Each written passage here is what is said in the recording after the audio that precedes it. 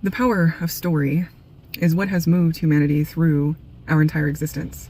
Story is what allows us to relate from one experience to another. Story is what allows us to share what we have experienced as individuals. Story is what allows us to evoke emotions that we are not currently feeling. And story is what allows us to heal beliefs and ideologies that no longer work. Simultaneously, stories at their very core are the framework for infrastructures that cause challenges. They are self-contained worlds that transport you to a different place in a different time.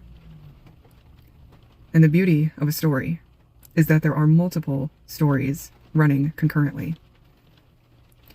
One of my favorite quotes that I ever came across in my life was from Mike Myers' mother. When I was listening to one of his interviews on, I don't remember what it's called, but Inside the Actor's Studio with James Lipton. When he was being interviewed, Mike shared that his mother used to tell him that villains are the heroes of their own stories. And at a relatively impressionable age, this left quite a remarkable impact on me. Fast forward a few decades, and what I have now come to understand is that there is not much distinction between the stories that we watch on the screen or the stories that we read on the pages of a book or a newspaper or a pamphlet to the very life that we are living and experiencing, the existence that we embody and occupy. And somehow, the life that we live never feels like a story until you learn how to activate the fire within you.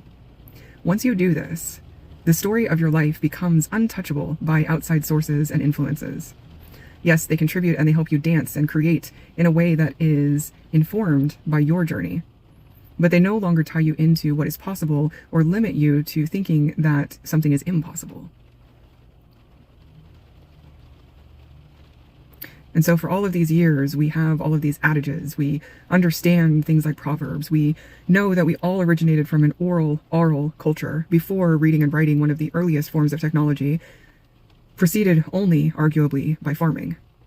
How odd to think that technology is not electronic. Technology in and of itself is not digital. Technology is not artificial. The story has been there from the beginning. Across all cultures, parents tell their stories to children. Some are warnings, some are ways to live your life and to be a good human. Some are inspirational, and some are how-tos. We can look at examples of how across time, certain stories become banned when they are no longer part of the pop culture acceptable wave of understanding. We get into things like book burnings. We get into authors like Ray Bradbury, who creates novels in their entirety which talk about the scandal of having books and a society where they reverted back to the oral nature of storytelling to preserve the art, because books, the technological form that was holding the story, came under attack. And so what really is the importance and the power of a story? Why can it come under attack from political or government or religious doctrines or organizations? How much does it really have to do with free thinking? And how much does it have to do with our universal human experiences across time and space? And how much do stories tie into cultural expression? You see, the story in and of itself is a very fascinating study. And the first story that I would love to share with you is that of the first native flute. I do hope you stick around.